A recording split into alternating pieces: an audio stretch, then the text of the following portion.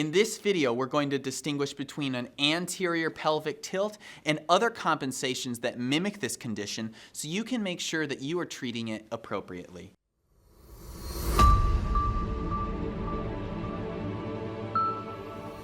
How's it going, guys? This is Chris with HealthyConsumer.com, back with another Working Body Wednesdays. Working Body Wednesdays is where we discuss posture, functional movement, and hardening your body so it's better able to cope with the demands of daily life. If that sounds like something that interests you, be sure to subscribe and hit the little bell so you never miss another video again. An anterior pelvic tilt is quite a common condition these days, and there's a lot of reasons for it. One of the biggest is that we're sitting so much, so we're tightening down the muscles in the front of the hips. We're getting weak through the abdominals, and we're getting tight in our low back, and those all set up conditions for an anterior pelvic tilt. But there's an important question to ask yourself. Is your condition truly an anterior pelvic tilt? Well, let's take a look. Here's a side view of the skeleton and of my pelvis. If I really let myself go and I just stand how I'd want to, it will look like this. Now, there's something important to notice. This can be really deceiving. Even with my belt line, it looks like I may be in a little bit of an anterior tilt, especially if I let myself really lean into it. But part of it has to do with the way that I'm standing. If I draw myself back and I gently draw my ribs back on my spine, you can see how everything just flattens out.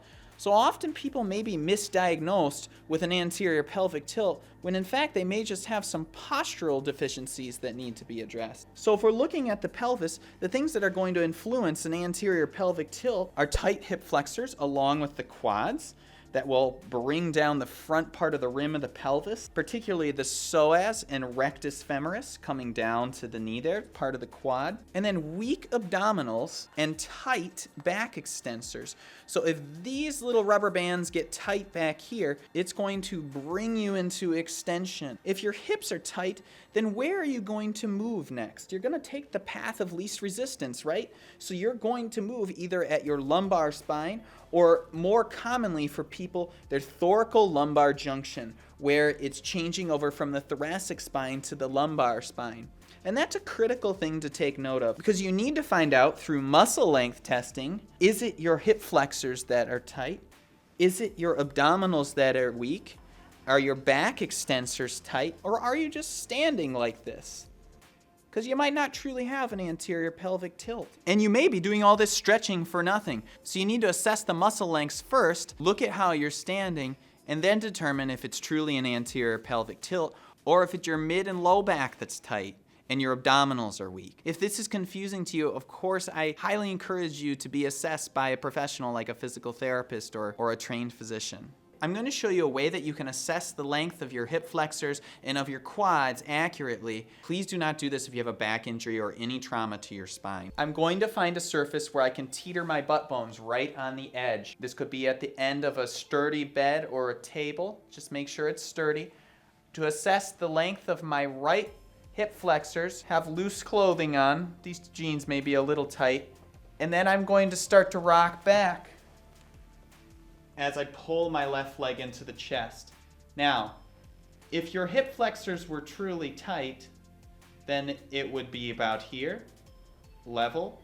You should be able to have at least a 15 to 20 degree angle there without your ribs thrusting out. That's why we hold on to the knee.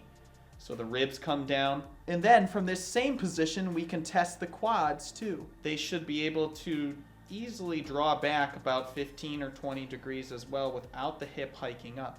So you can see with me there's a little bit of quad tightness, but the hip flexors aren't too tight.